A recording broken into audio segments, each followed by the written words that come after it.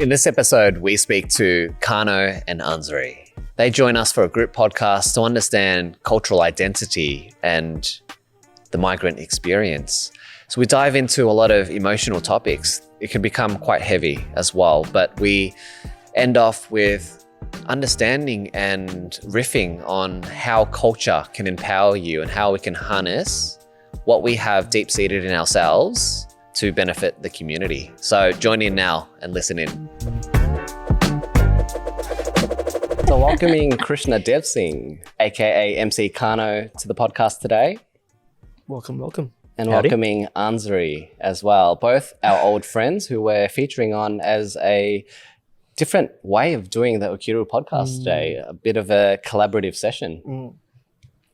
So before we start the podcast, I will be inviting you to join me for a short meditation, a short practice, so that we can find some grounding and open the space in a safe manner. Because in recent weeks and months, we've been having some very powerful discussions where we are entering into some quite vulnerable spaces as well. So this is a great way for us to get on the same wavelength and to really ground ourselves before we really begin. So I'm inviting you all to gently close down the eyes, finding a seat that is comfortable for you. This meditation is about cultivating more kindness for yourself and the people you come into contact with your life. It is commonly known as loving kindness meditation, or metta. So take some time to arrange in your body in a comfortable seat. Have your spine tall, sit bones grounded, shoulders and hands relaxed.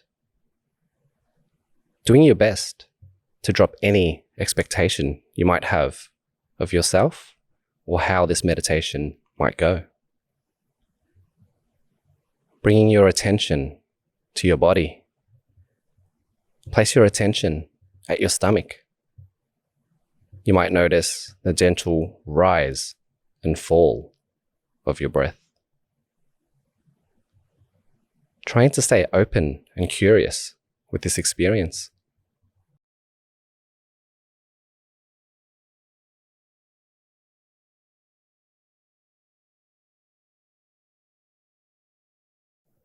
And now, moving your awareness from the stomach to the center of your chest. This is what we call the heart center. Can you feel any sensations in this area of your body? Perhaps a gentle beating, a constriction, or a sense of space.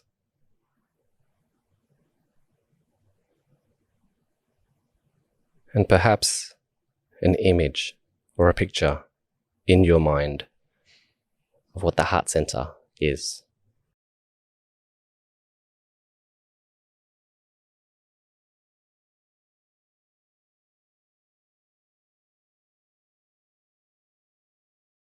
Now bring to mind somebody you love. Perhaps a friend, a family member, or a child. They are right there alongside you. Imagine their love for you shining out of them, and your love for them flowing out of you to them. We're going to send them some good wishes, some kindness. Imagine them right there with you, gently and silently in your mind. Repeating after me, may you be happy. May you be well. May you live with ease. Let these words become your own. May you be happy. May you be well. May you live with ease. Notice how these words make you feel as you wish this person you love just all of the good things in the world.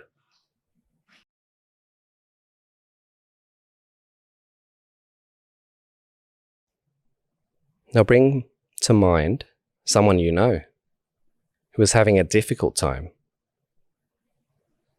And with each in-breath, bringing a sense of this person. And each out-breath, offering them your intention of kindness. May you be happy. May you be well. May you live with ease.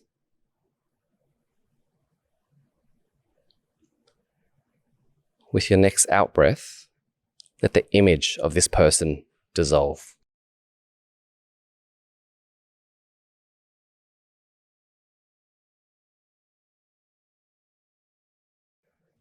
Now let's bring the same sense of compassion to yourself,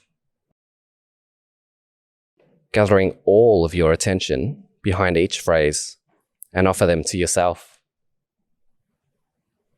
May I be happy.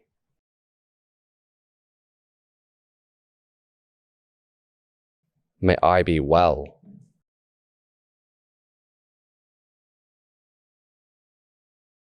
May I live with ease.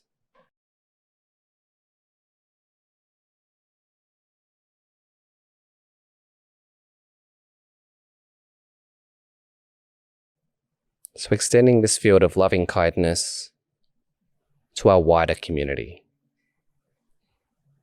all the people gathering in this room. And just like you, these people deserve happiness and wish them to be free of suffering.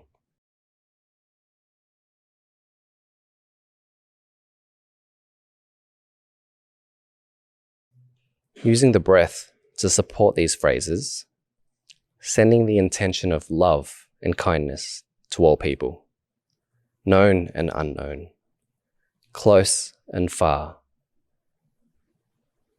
Notice any sensations you feel in your body. Perhaps your face or in the chest. May all beings be happy. May all beings be well. May all beings live with ease.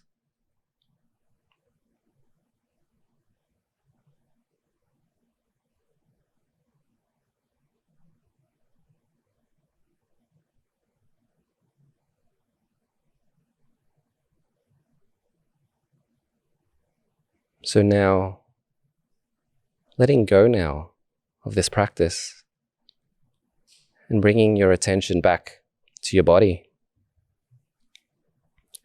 You might like to take a big long breath in through the nose and a big sigh out of the mouth. And as this practice comes to a close, remember you can use this to encourage a sense of kindness and connection whenever you need. So in your own time, inviting you to gently opening up your eyes and returning into this space and preparing for a beautiful conversation.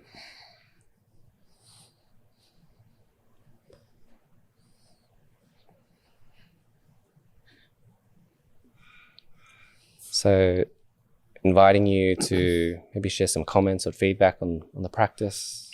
Kano, any thoughts and how that felt to you? I know there was a bit of distraction and some construction guys walking in and out with their heavy boots as well. But I guess through the practice of meditation, you can't really hold on to certain thoughts and you just have to let go and release and surrender too.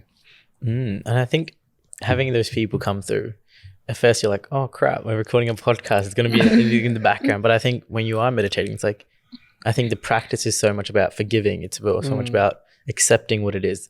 I'm like, it is what it is. They're just here to do their work. Let's just go back to what we're doing. Back to meditation. It feels very light. I think as soon as I opened our eyes, I looked at a few people and you could see you guys smiling, which was good to see. I think it does bring a smile on your face when you just, reach out to people that you love, reach out to people that you love and are going through a tough time. Then you reach out to yourself and be like, I want myself to be happy, to deliver the eat. So I think it's very reassuring and comforting.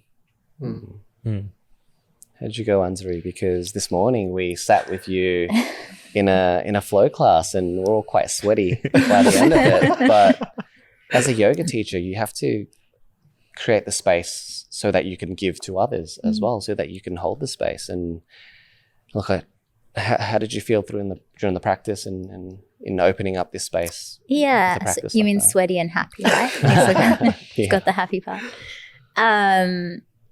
Yeah, I feel like I really needed that meditation because I feel like when I'm running around from one place to the other to get to somewhere, then I always have this frazzled mind and I always use the moment. Like today I didn't do it, but usually I sit in my car, take a few breaths, and then I go to the place that I'm going to go to. Otherwise, I'm all over the place by the time I get there.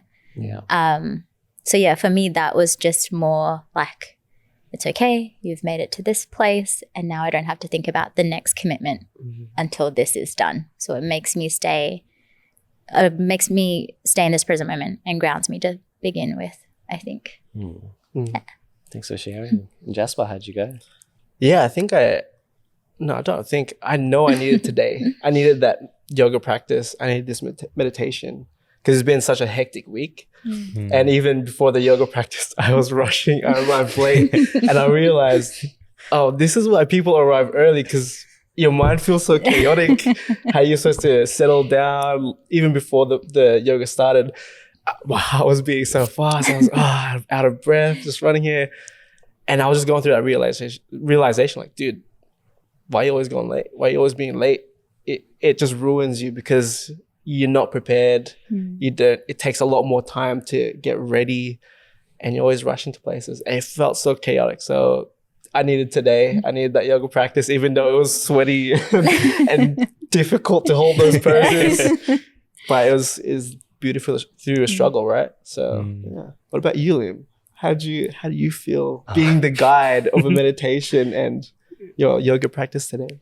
So I just want to give a shout out to Melissa and Cecily from the yoga group and Assembly Yoga for, I guess, having me in their training over the past few years and allowing me to connect to a part of myself that was already there but was untapped, but to also connect with the community around me and to be able to offer practices like this. This time around, I didn't say it from the heart, but I read from a script from the manual itself, and I felt so rigid in doing so. Although I did adapt some pieces, in the future I'd like to make this practice and be able to share this much more my own and more natural as well.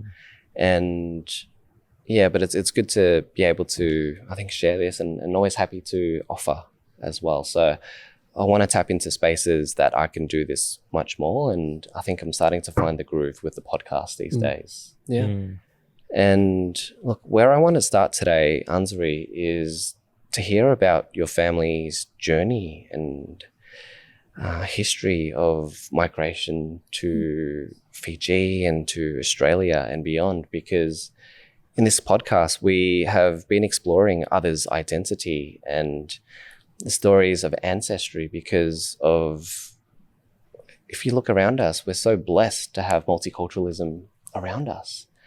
Everybody here is from a different place and we just want to celebrate that so much. And it's only through sitting and listening are you able to learn about others' history, we find. So if you're happy to share, we'd love to all hear it. Should I start in the 1800s? Like how long is this conversation? So I guess starting from now, so I'm Fijian Indian, which means I grew up in Fiji, but my ancestry is Indian. And it's funny, I always get asked this question of when did Indians move to Fiji, or how did Indians end up in Fiji? And it wasn't by choice. It was through an indenture system. So When slavery ended, Indians were brought to different countries, so including Fiji, Ghana, a variety of different places. So that's how my great-grandparents ended up in Fiji. So my parents were born there, my grandparents were born there, I grew up there. And I was about 10, I think my sister was 8, when we moved to Australia. And this was back in the 90s, so 96, 97. And yeah, so we grew up in Brisbane, which is where we went to primary school, and then ended up moving to Melbourne when I was a lot older. So when I got into postgrad studies and my parents moved, so I basically just followed them because they cook the good food. So I go where they go. But yeah, so it's been an interesting journey going from like being raised in Fiji, coming into Australia. And I've talked about this before where I don't think I ever felt like I fit in anywhere, because in Fiji, we're not exactly Indian, we're not exactly Fijian. So a lot of our Indian mannerisms, I guess, gets washed off or washed down into an islander perspective. So our food's different, the way that we speak is different. When we go to India, we get teased about how we speak because we don't speak the proper way. So it's kind of broken up. So yeah, it's interesting having that place, and you're kind of like, where do I belong? Where do I fit in? And then moving to Australia when I was 10, when I haven't really identified who I am, let alone, what my culture is, what my background is. And I think I spent most of my life trying to fit in, to conform to what everybody else was doing, to how everybody else behaved. And it's funny, my sister and I talk about it now, that we wish we hadn't ignored all of the things about our ancestry and about our history growing up. Like now I see people playing a harmonium in yoga, and we had the opportunity to learn that. But I was like, I don't want to play that. I want to play the guitar. Like all the cool kids in school are playing. So yeah, it's been an interesting journey to get to where I am now, of a bit of self-discovery and the fact that I don't have to fit in anywhere. I just have to find a place where I belong, and that's more than enough. We hear that a lot about wanting to shed your parents' culture while at school because it's embarrassing and it's not the mainstream. And although you have all the good, delicious food that's so fragrant with spices and all of these other cooking methods, right? As a kid, you just want what other kids are having, and they're pretty bland. And I wanted the boring sandwich. Yeah, you wanted the boring sandwich, right? But how was that transition for you in schooling in Fiji, and I guess trying to understand who you were with being born in Fiji, but having Indian descent, but now making the journey all the way to a massive island called Australia, so-called Australia, as some people say as well. And how was fitting in, and how was adapting to a new country, new school, new environment in Brisbane? I think now that I think about it, I was probably just in survival mode, so I didn't really think about it much. But racism hasn't ended in Australia. I said this to someone, I shared something that happened, and they said, oh, I can't believe it still happens. And I'm like, well, if you're a person of color, you know that it still happens. So I think back in the 90s, it was a lot worse than what it is now. And that's not to compare, saying it's better now, but I think especially being a 10-year-old, it felt worse as well. So I did get, and I'm not going to go through all of them, but I did get a lot of racist remarks growing up, particularly about the color of my skin, making fun of the fact that I was Indian. I'm like, I'm not even full Indian, so your joke doesn't make sense. But it just, I think coming into a new country is hard enough as it is. And then to have people make fun of the way that you look and the food, like I wouldn't take Indian food to school. And I love roti. Like roti, just anything in there is my favorite.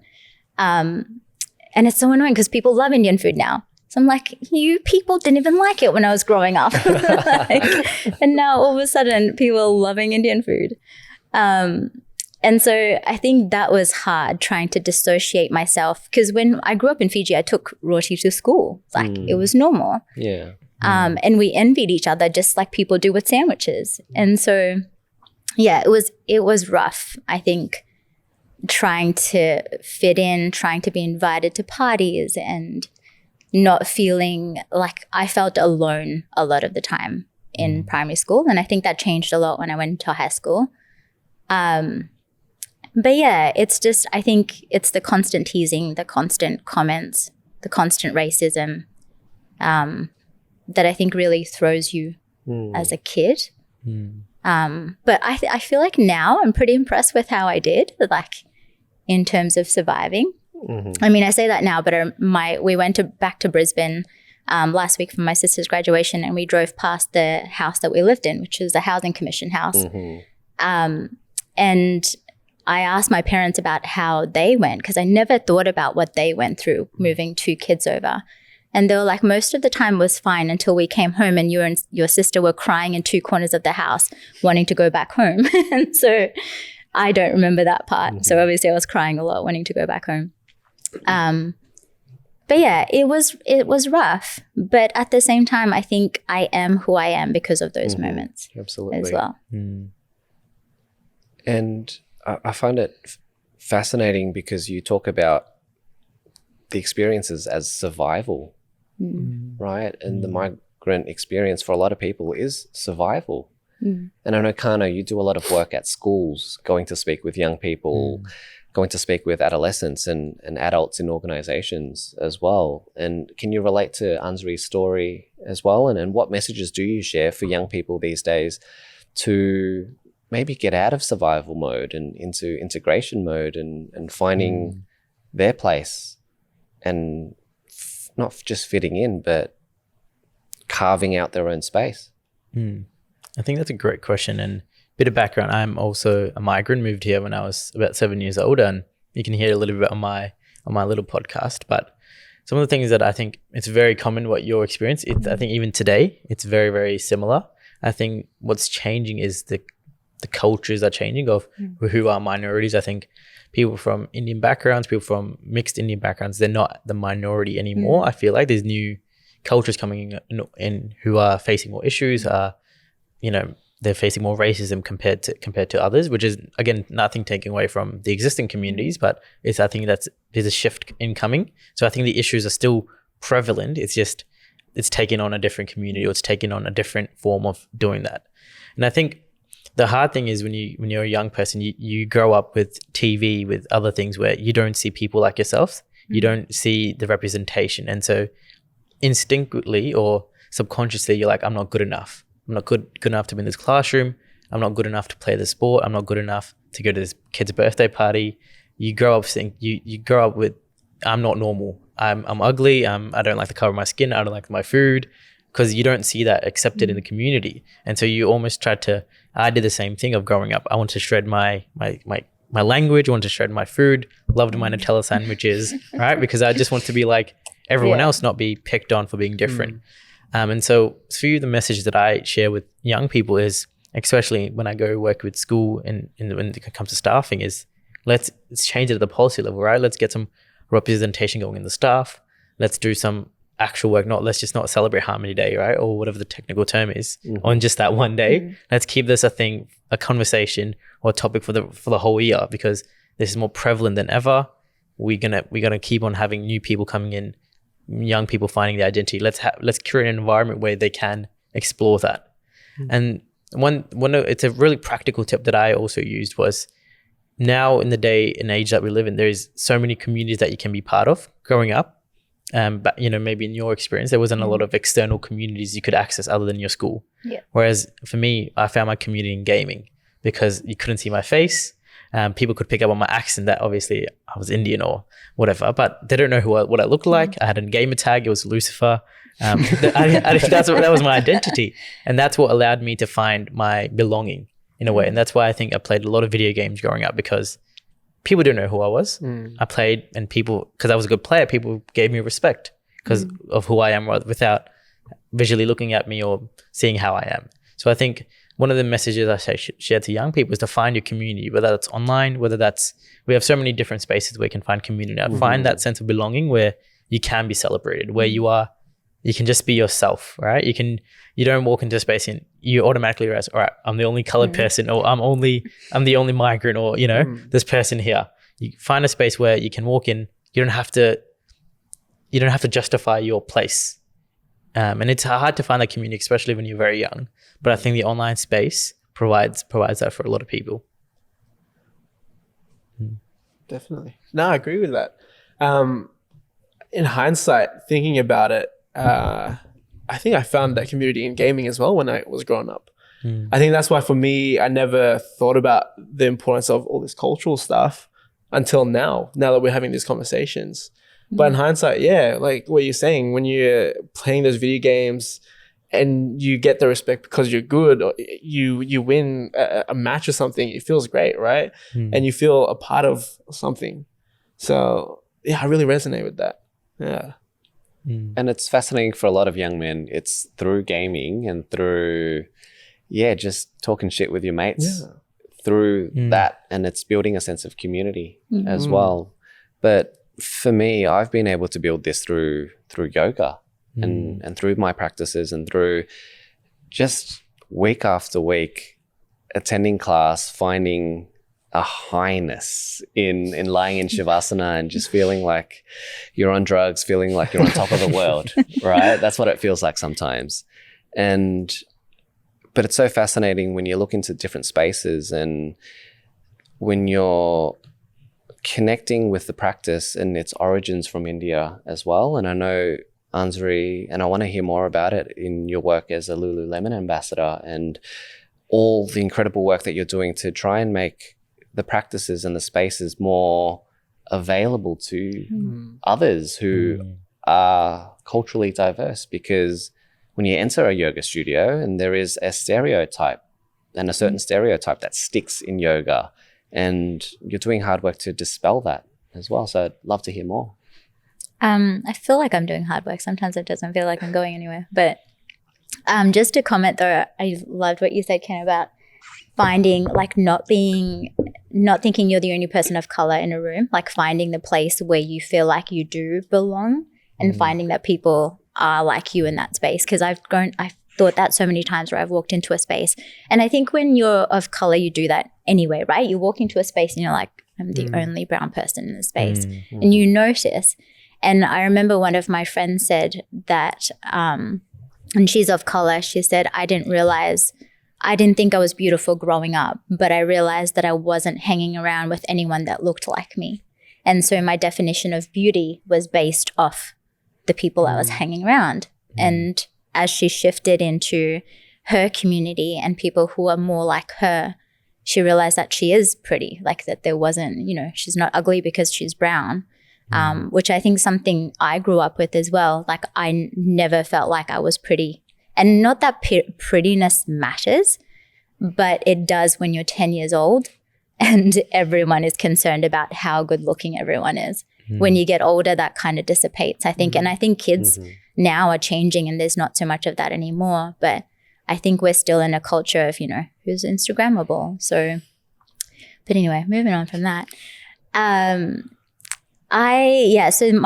teach yoga, and at the moment I'm teaching at Assembly Yoga. And one of the big reasons why I teach at Assembly is because, and I think a lot of it has to do with it being based in Westwoods Grey, is that there's so much diversity in that space. And I realized that that's where I want to teach, is I want to make yoga accessible to everyone. And as I say that, I realize that yoga studios aren't exactly accessible. But in that setting, my goal is to make yoga more accessible. And I try to do that outside of the yoga studio as well. So my work with Lululemon is more about getting yoga out there and, being part of this platform and this big brand.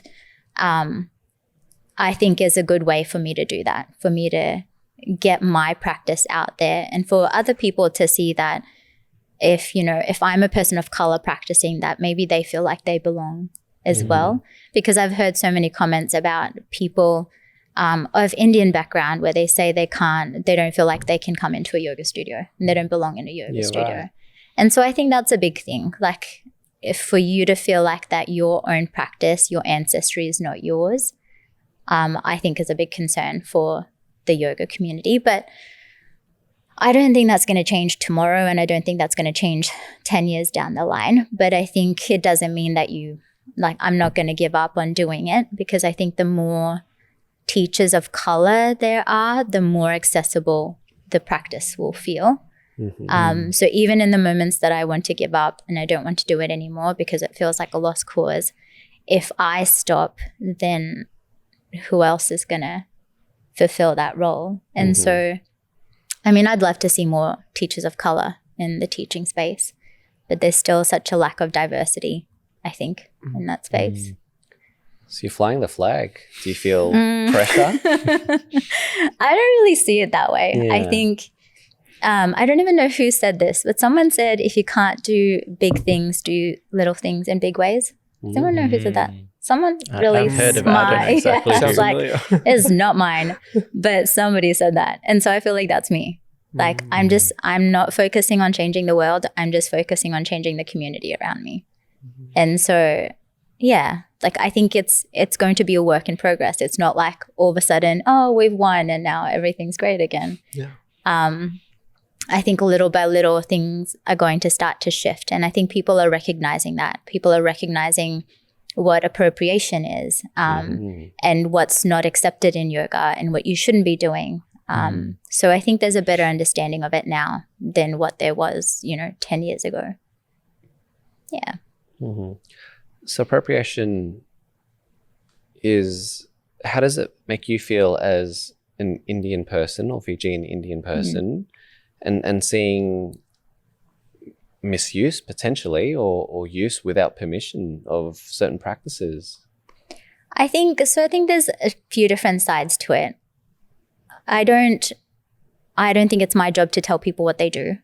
Of course. And how they should teach and how they should, put out their practices. But as an Indian, as someone of color, I think it's important for people to realize what they're teaching and the reasons for why they're saying the things that they say. So, it can be something as simple as like when people say namaste. Namaste is not even used that commonly anyway.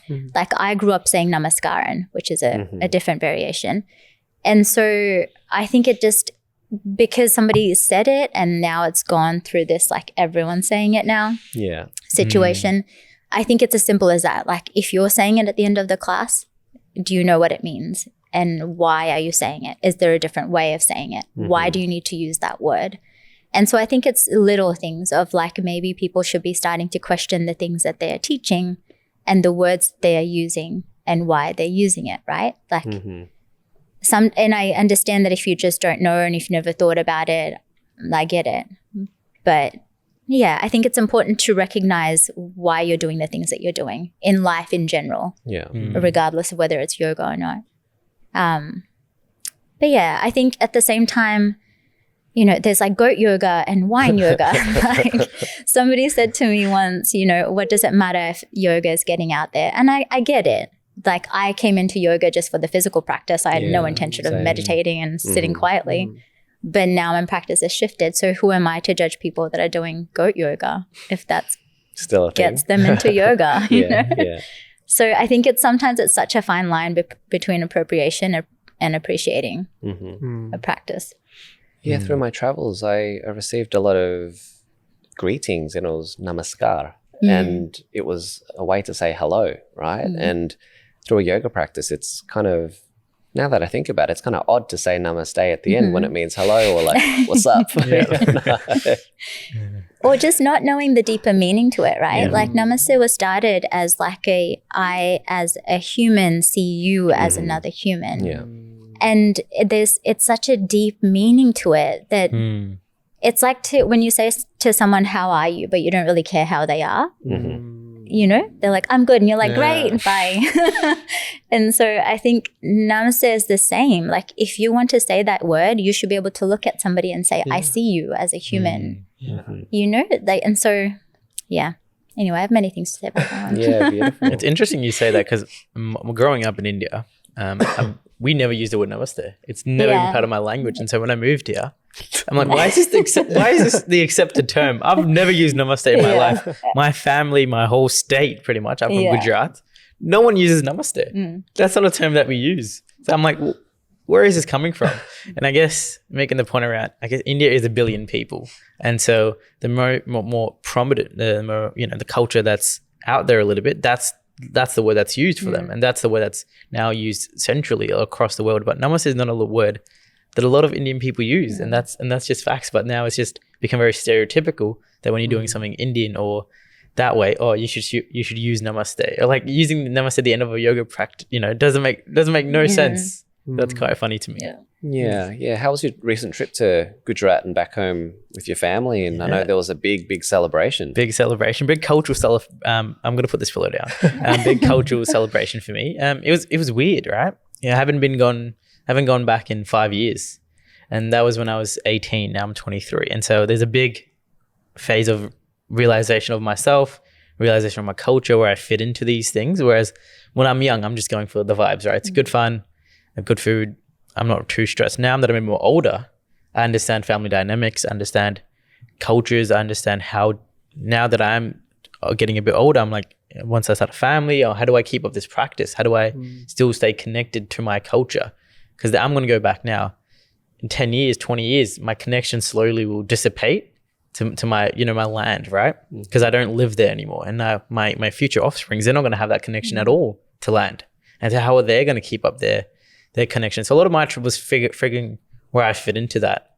Or where do I fit into the cultural connection that I have? How do I continue to learn for myself, but then also challenge even because I've been here for 15 or 16 years, a lot of my practices have come from a Western civilization. A lot of my perspectives have been formed by a Western perspective.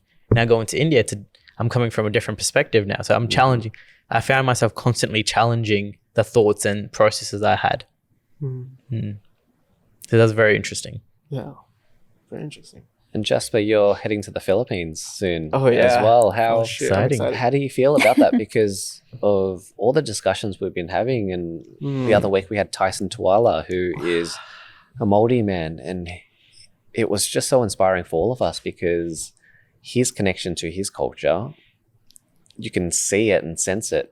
And it was very spiritual for him. It was very sacred in how he was able to share that, but also integrate that into how he does business as well. And I know Jasper's been very inspired to dig deeper into his own cultural heritage.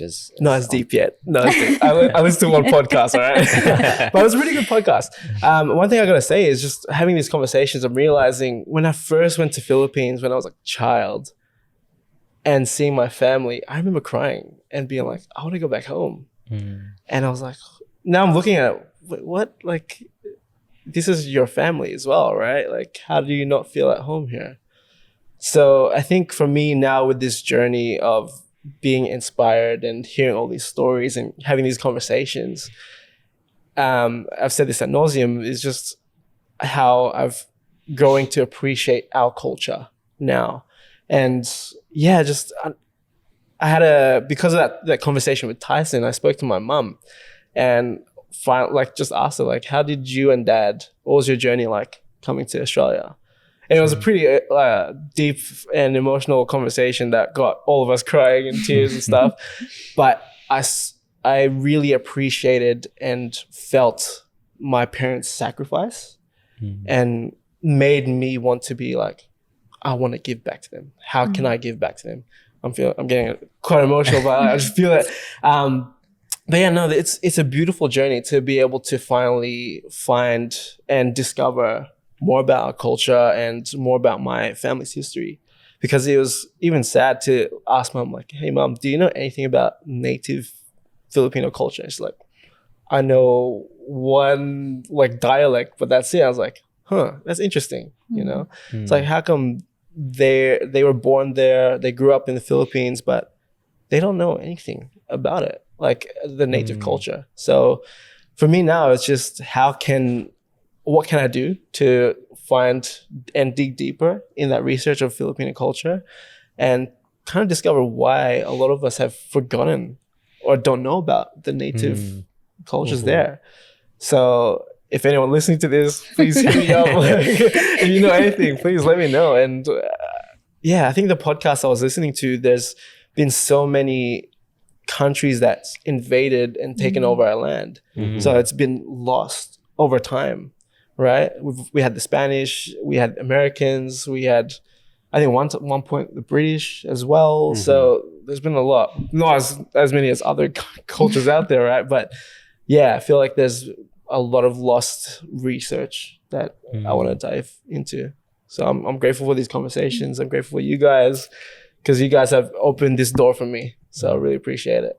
It sounds like a common theme, right? Like Kano mentioned it as well, about trying to find ways to retain your culture. Yeah. And I've had this conversation with my family. Like my sister one day was like, we're speaking in English. No one's going to speak in English. Like we're speaking in Hindi. And it took us forever to formulate a paragraph. And she's like, you know what, just say it in English. Like, I don't know what you're trying to say. But that's one of my fears too. And I was talking to my dad about it. I was like, can you teach me how to cook this? Because growing up, like he cooks it and I'm just like, I'm just there to eat. And I've never learned. And I'm like, one day he's not going to be around. Like, and that's just life. Yeah. And I don't want it to be lost with him. Yeah. And so now, like growing up, I was trying to get rid of my culture. And now all of a sudden I'm like, teach me everything. Like, how do I retain it and how do I keep it? Definitely. And can I add two few cents to that? I think it's very, when I went to India, I had a very interesting experience because I can speak English, can speak Hindi and Gujarati, but then because I haven't read my language, I haven't written my language, I've forgotten how to write. All I know is how to write my name in Gujarati, right? Hindi, I didn't learn a lot in school, but Gujarati, I went to a Gujarati medium school, so the language used was Gujarati. So I can read, I know the alphabet a little bit, and then I went there. I was like, I see all these symbols. I'm literally trying to make, what does that say? Does that say food? Does that say water? And so one of the things that I consciously tried to do, or even downloaded an app, was to learn my language. Because I think if I don't learn my language, how am I going to pass it on to my my future generations? Not just me, but the rest of the community. Because the way I'm trying to think of us as, and eventually we'll be the elders of our community. We'll be the ones that are we have elders right now that we look up to. Eventually we will be the ones passing on our culture. We'll be the ones holding down traditions, right? And so it's important for us to almost learn our practices, but from the authentic form, rather than, that's where the appropriation comes in, where we don't want to learn, I've seen classes where people are teaching Indian food and they're not from an Indian background. I'm like, absolutely not. But like, I don't want my the next wave of Indian generation, or me, to go to an Indian cooking class taught by someone who's not Indian. So I think it's important we try to learn from the authentic sources right now, what we have, which is our family, which are the connections that we have to our land. We're still in that capacity to go back to our lands and still feel a sense of connection. Whereas eventually the next generation won't have that connection. I think it's important. And so that's something that's been pondering on my mind, is I want to go back on a constant basis and find a purpose of going here. Obviously we've got family, but I want to find another purpose. What is that? A cultural purpose, a religious purpose of why do I want to go back on these lands and create a greater sense of home. I just had this urge to book a flight to Fiji now. When was the last time you went to Fiji? Oh God, 2018? No, 2017, something like that. And how was your experiences visiting the place of your birth and place of your mother's birth as well? That was an interesting one. Like the last time I was there, it was my wedding, and I am no longer married. So I kind of, part of me wants to rewrite that day or that visit.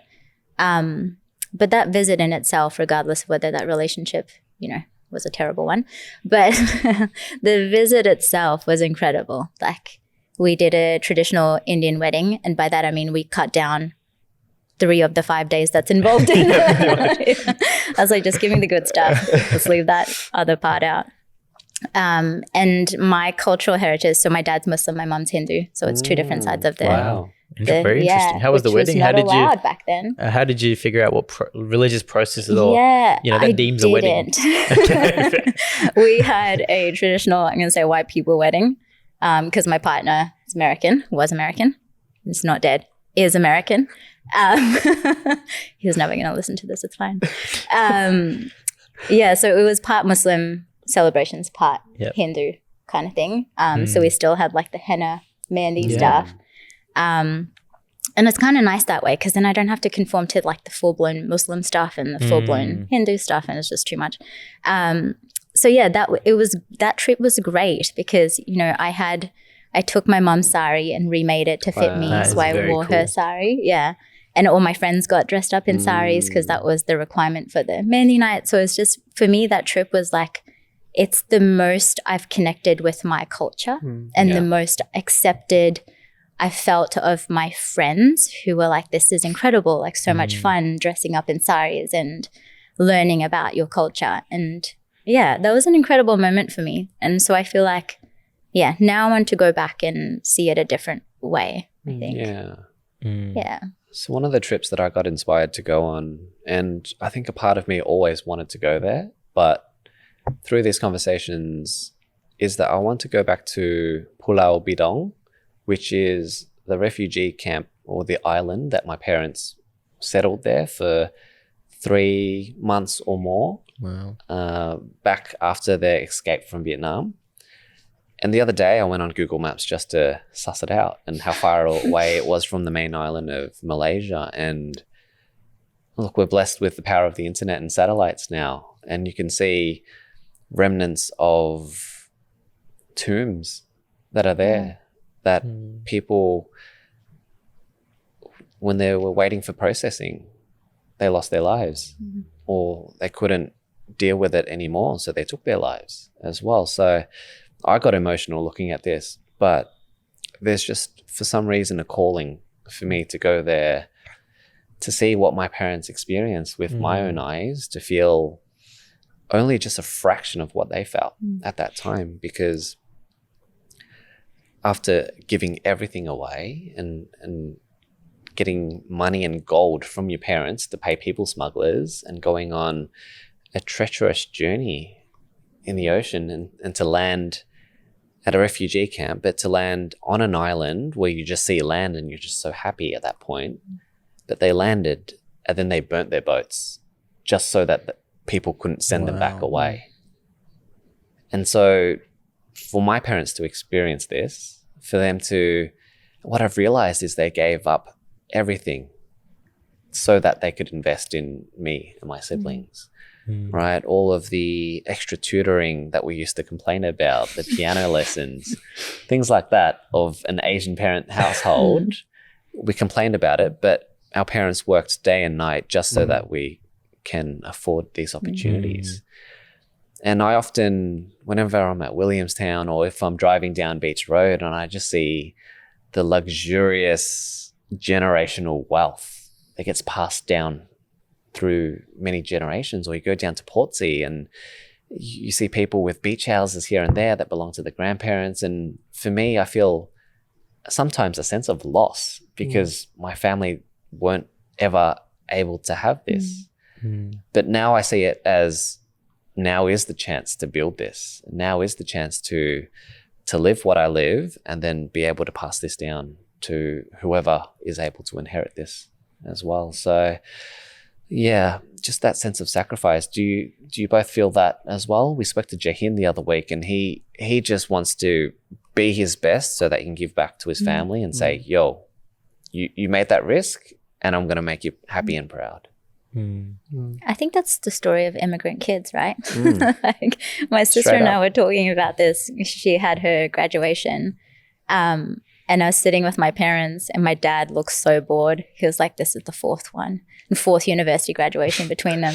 So I think my sister and I overcompensated. Like we knew what they sacrificed. And we just went all out. And now I'm like, this is why you have to sit through a fourth graduation because we're just trying to figure out how to not make them feel proud, but like that their sacrifices wasn't for, nothing. And I remember like my parents lived a good life in Fiji and they had great jobs, but they came here and, they had to work sales jobs and my dad had to work in a furniture factory just to earn an income, and we had to move into community housing. Like, it was just, yeah. So they went through a lot.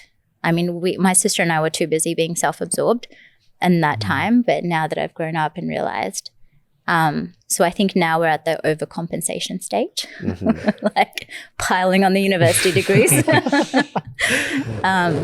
But yeah, I think now it's like we just want to make sure that they are happy, just like that they ensured that we were happy growing up. Yeah, my old man worked in the same factory for 35 years. Every day, waking up at 5 a.m. and getting out of the house. And when I was younger, I didn't used to see him as much. But as we build and you appreciate them for so much and for all that they've given you, and it sometimes just baffles me that they were able to suck shit like that, right? Because it's not pleasant. It's not pleasant at all. And sometimes you complain about being tired and you don't really know what tired is sometimes. It's all relative. But it's just, look, I just want to go back to my parents and just give them a big hug after this, to be honest. Man. Yeah. It's interesting you say that, because I come from a different perspective where my parents, they sacrificed a lot to be here, you know, to move up when they were, I think, like 36, 38, which is like reasonably, you know, when they had 2 kids, the entire family, they grew up there, probably not the best education levels, to move to a new country, not knowing the language, the culture, coming, you know, we lived in a very like 2-bedroom house with 13 people, right? It was very tight. To not have work for a couple of months, to not have any income coming through. Like, you know, we had Melways back in the day. We had to figure out how to get from this job to this job on a Mikey, right? Not a Mikey, a Met card, whatever it was.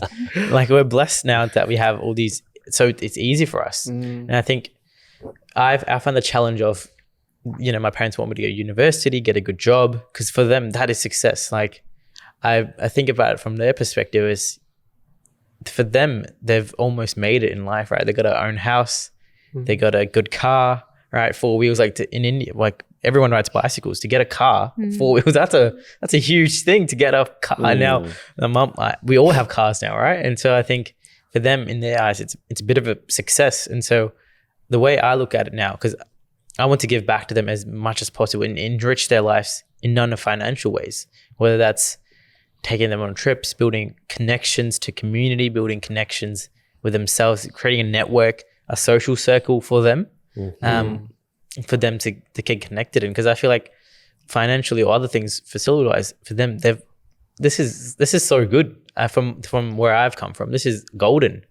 And I sometimes get put in a weird box where I didn't go to university, I didn't get the traditional means of education or traditional means of a job, that I've sort of let down because they really want me to get a degree. They're really, you know, but now they're happy with what I'm doing. But I had this really interesting phase of, do I live to their expectations or do I live to my own? And I think a lot of young people go through this phase of where they have this guilt of, crap, my parents sacrificed so much for me. I should live up to their expectations to make them happy. And I had the exact same phase of, I know I can get this degree for them, get it done, make them happy, put up on the you know, on the dining table, wherever it is, all right, put it up there, take a good photo. But I know for me, it won't make myself happy. At the expense of what? And then over time, I don't want to get to a level where I resent them for forced, not that they forced me, but for me, almost subconsciously think I need to get them this for them. So I think it's managing that burden of living to their expectations, what you think your parents want. And then also at the end of the day, I feel like they just want you to be happy because they sacrificed so much to be here. And now I feel like in some capacity, they are happy. My parents are, I would say they're happy. And so ideally they want me to be happy. And that doesn't have to be accolades. That doesn't have to be, you know, buying the biggest mansion. Obviously that helps, but I think just being just being happy with what I'm doing, I think. Yeah. Wow. You put that well, because I've had those similar feelings. In my case, there was a lot of burden for me to stay in a religious organization to keep my parents happy. And I had to leave for my own decision because there was, it's hard to put in words without explaining too much, but I got to a point where I had like what's the word?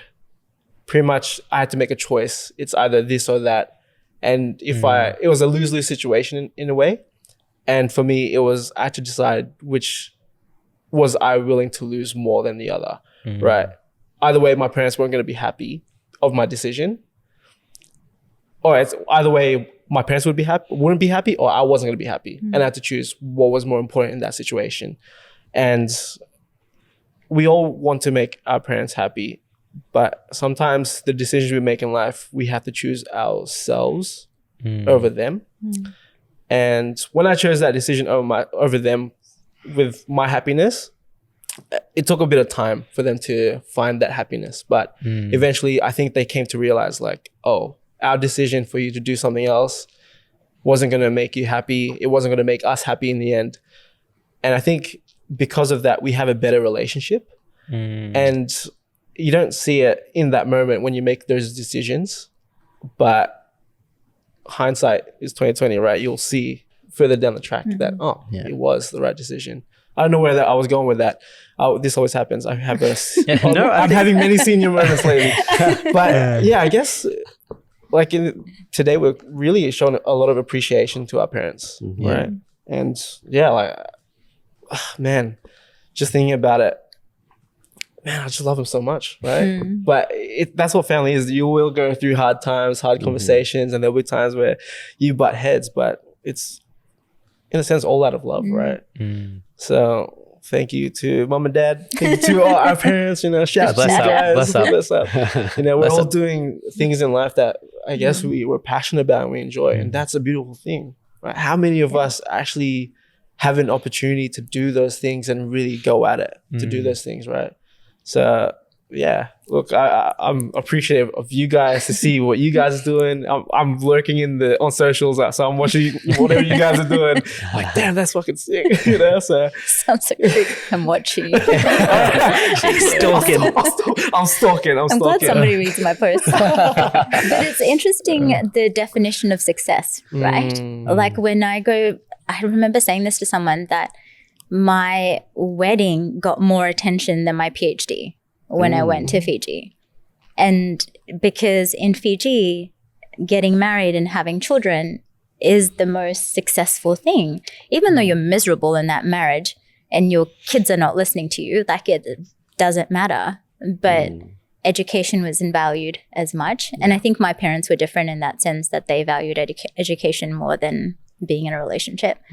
But I think even that's shifting, right? Like priorities and what's defined as success. I think in our society, success still is marriage and kids, quite frankly, is what it feels like.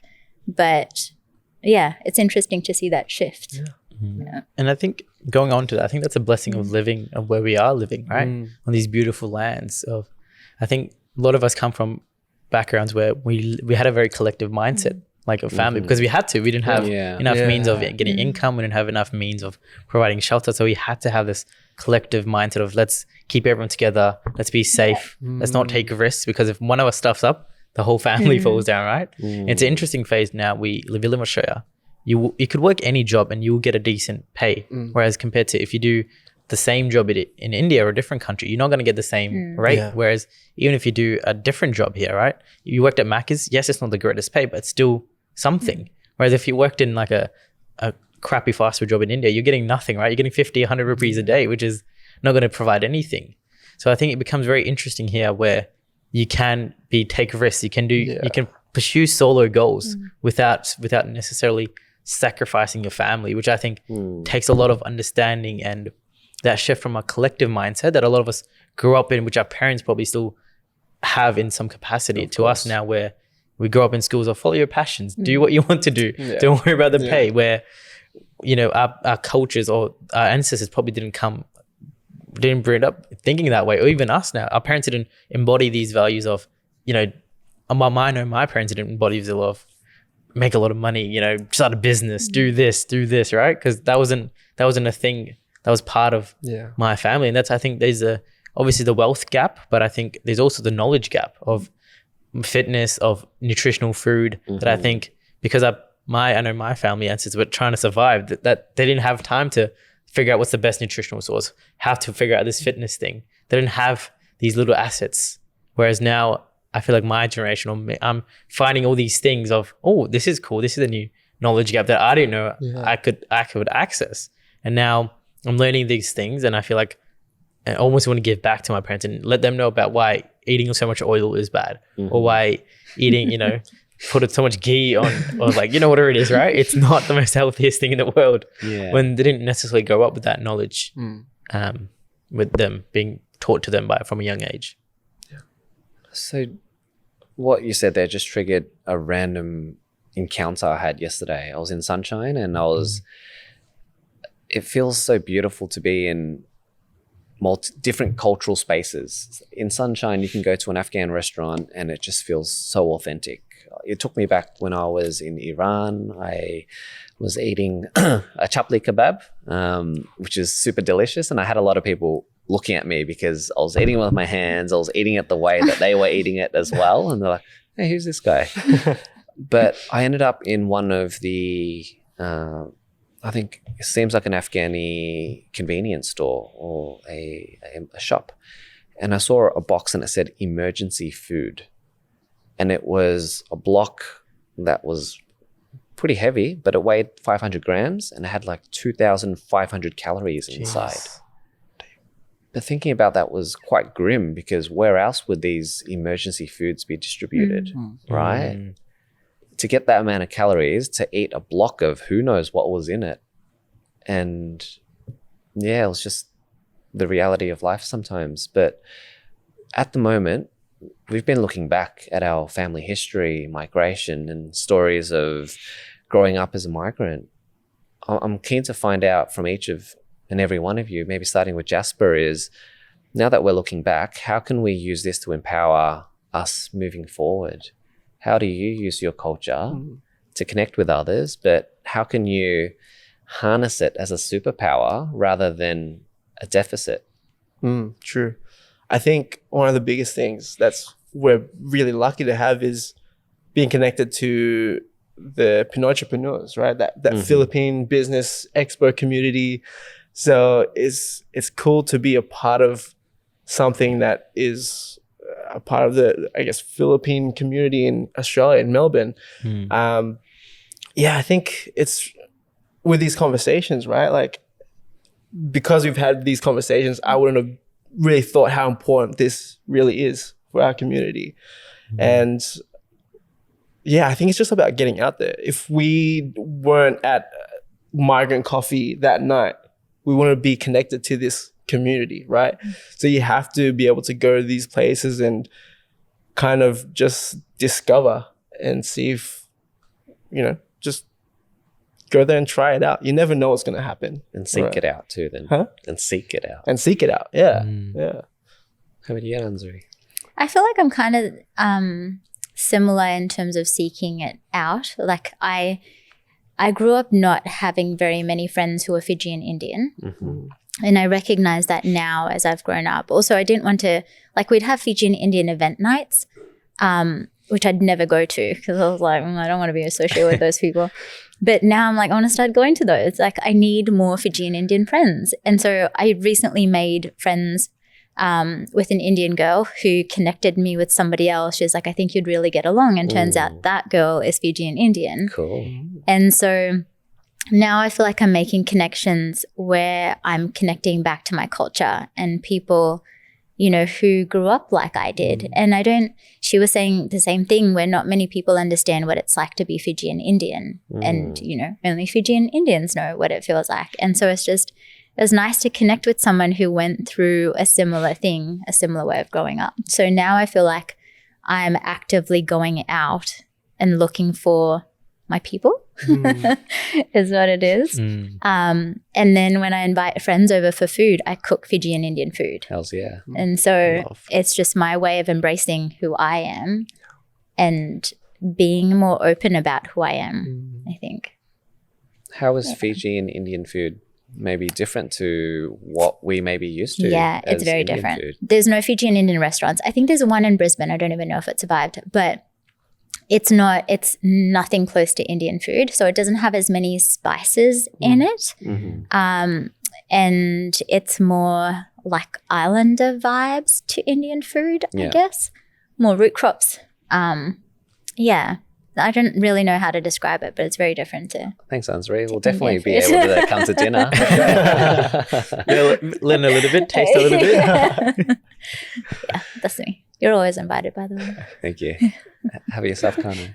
Yeah, it's interesting for me because I feel like since I was a baby, like 18, I've been in this field where about diversity, about inclusion, about identity. So I feel like I've done a lot of and I think it's a thing that I'll continue to keep on doing, where it's finding out about my culture, finding out about and so recently my phase is into learning about language. I think language written is very, very key, and I want to hold on to that. So I'm finding new ways of getting in spaces where I have to read my language, where I have to read stuff that's in my language. So I'm really trying to challenge myself and grow my stuff in that little field of language, and not in terms of just using it, but also reading it, writing it, getting good with it, getting the little, the nuances of the language down pat. Because I think that's where I really want to encourage or increase my knowledge, my cultural understanding. I think language plays a very big factor in that. So that's me personally. But I guess professionally, I've been doing lots of work in the community, like you and myself, Liam. We do some work with CMY, a few other organizations. It's funny, we also set up a non-profit called Young Gujis of Victoria, which promotes young Gujaratis, which my culture is from, to come together. We throw events, we get 200 people together, we get 50 people together, and it's people from all walks of life. We have people who are 2 generations down living here. We got fresh international students, and you got people like me who are in between both. And it's a very interesting conversation that happens. And the default language you fall to is English, because that's what everyone can speak. But then we have different connection to food. We have different connection to the movies that we watch, or different connection to the dance that we have. But it's a really good it's not, even though we're the same generation, we're all young, but it's almost intergenerational because of the experiences that we've had. Where some people have literally been here for 6 months, some been here for 15 years like me, and then some people have been here for 2 generations. But I think creating that community, which allows that space for those discussions to happen, where people can come regardless of what their connection is to culture and find out about it. We've had people who do not look like Gujaratis at all, but they're like, my grandpa or my mom's side is from Gujarat, but I have never connected to it because of the space that the Australia was 50 years ago. So that's interesting that I want to create more spaces like that for other communities to come explore and find out about their identity and get a sense of belonging, no matter where you are in your journey, or how Indian you are, or how Gujarati, or how Asian you are. There is a place for you to come in, find yourself, to see other people just like yourselves. And outside of that, I've recently set up an organization called Third Culture, which specializes in consulting, does workshops around diversity and inclusion. And I think I was very hesitant to start something up, because I believe in the best leaders are ones that follow, because there's so many organizations out there. I feel like instead of starting my own thing, I could just join someone else's and contribute so much value. But I've been part of some of this work that's going on recently. D&I, diversity inclusion, such a buzzword at the moment, where I feel like a few bad actors are coming in and they're just in it for the money, right? Because it seems cool. It seems like it's the right thing to do, right? It's the right thing to be diverse and inclusive. But I'm like, the team that's working on it, or the people involved, you've never faced racism. You've never grown up in 2 different cultures. So how can you do a training on diversity and inclusion? So that's why I'm like, there is a need for something that's built from lived experience. And and a lot of my work is rooted, again, I don't have the academic knowledge with me, but I do have the lived experience of working in the community, being involved with community, being a member of community, and then helping out the community. And I wish the more we talk about this culture thing, I think it will be good to get people to learn about these things, to address these things from a community standpoint, a community viewpoint, where people who are actually affected by it and are included in the work, rather than having senior management who's never been in the community before. Yeah. So a lot of powerful stuff, a lot of incredible work that Kano's doing at the moment as well. So one other thing that you're doing is that you're going to throw your hat in the ring for the Victorian Multicultural Commission Youth Commissioner role. Yeah, tell us about that. It's a new role that's opened up, and putting it out there, manifesting it. If it happens, it happens. But I think I'm going to that important stage where I've done a lot of work in the community for the past 5 to 6 years of volunteering, giving out a lot of my time to set up really good projects such as YPIN, YGV, a lot of CMY stuff as well with Culture Spring, a lot of volunteering hours to build up these organizations. And so I've got this knowledge, and I'm 23, about to fall out of the young people bracket, as they say. And so I'm like, how do I use my best expertise to the best of my, to have the greatest impact? And I'm looking for more leadership positions where I can have that input into decision-making arenas, because I've been on the ground, worked very, very hard on the ground. I'm still going to be on the ground, but I have this knowledge and I want to use it in a different position. And that's where I really want to apply for the youth commissioner role and see what happens, right? See how I can have a different impact in a more policy advising or a different strategic direction way. Yeah. So, and I also heard, Liam, that you might be interested as well from what I hear. I am. And there's a sense of imposter syndrome, right? As you look at the list of the current commissioners and the wealth and depth of experiences they have with connecting community and building bridges.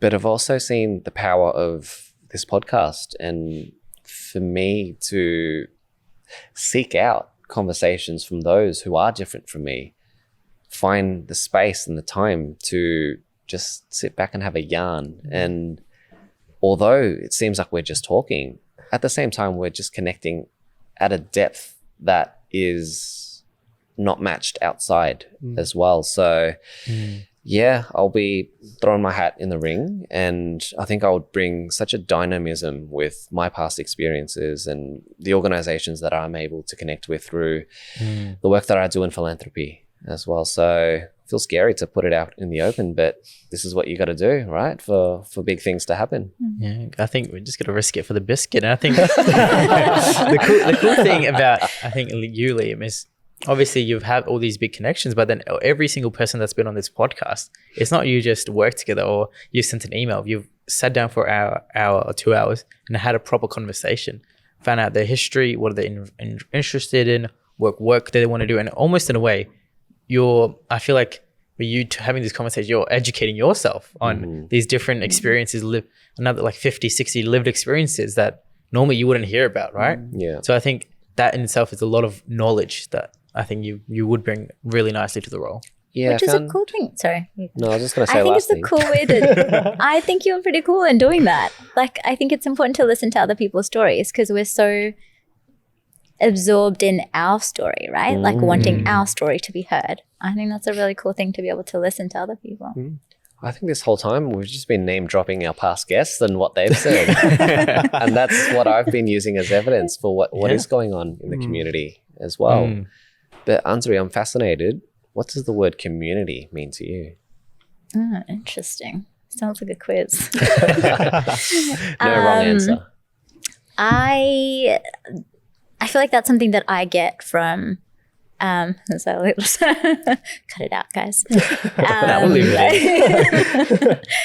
I feel like that's what the yoga community gives me. Like, community for me is a space where people can come together where they feel like they belong.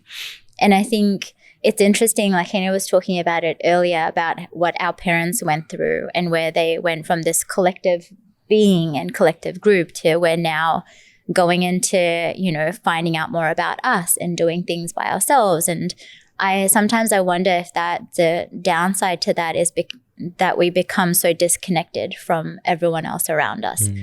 And I always think about this, and I think you think about it when you go through adversity, right? Like that there are a lot of people in this world that are struggling.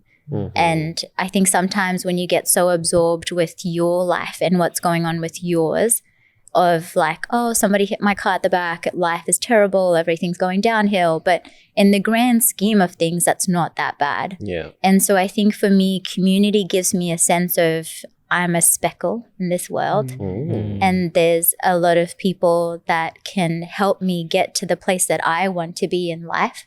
And I'm not talking about, professional life or anything, but just mentally where I want to be in my life. And there's things I think that you can't achieve on your own. I don't think there's anything you can achieve on your own.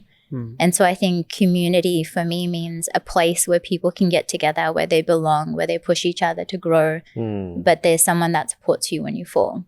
Yeah. Beautifully said. Incredible. Jasper, what are your thoughts? On community. Yeah. Hmm. What does it mean to you? I haven't really thought about that. I think community is, I guess, what we're doing here, right? Having these conversations, bringing more people to these podcasts and having these deep and meaningful conversations. Community could also be going to these events and seeking out, culture and more information. I think that's community for me, is to be a part of something, right? Yeah. And it's like what Anzari said, it humbles you, right? That you are just a dot in a bigger, huge world out there. So yeah, I think that's community to me. I think the thread so far is that it's something bigger than yourself. But as a network that you add into, but you also receive as well. So it's quite fluid, and I guess community can mean as much to you as much as you give in as well. It's what you make of it. Kano, with your work that you do and your contributions to the community, what does community mean to you? Yeah, I think similar to what we've said before, I think community it's something bigger than you. You're contributing to a bigger cause. You're contributing to something that feels, you feel a part, you feel welcomed, and you want to work in it because you feel welcomed. There's no monetary gain, or there's no other gain. You want to do it because you feel like you should, or because it feels right to. I don't know what that feeling is, but when you have these communities, you're like, I want to be part of this because I like it, right? I feel I want to give up my time. I want to do this because I enjoy doing it, not necessarily get anything in return, but I feel like I can just be me. I think community allows a space where we do something that's bigger than us, where we're not necessarily working for ourselves, but we're working for the greater good or for a greater community. And for me, I just want to add is community is entering a space where you just immediately feel at home. Sometimes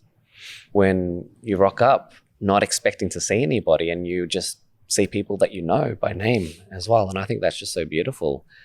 And whenever I have moments of space and clarity, or maybe when I'm feeling down, I might seek out a yoga class and just rock up to Assembly Yoga or Westside Yoga and just be greeted with the biggest smile because people are genuinely just so happy to see you, right? Or I'm lucky now that I can just walk into Footscray and sometimes I just bump into people. And for me, that's community as well. So it's what you make it. And I think I urge everybody to seek it out, and whatever it means to you as well.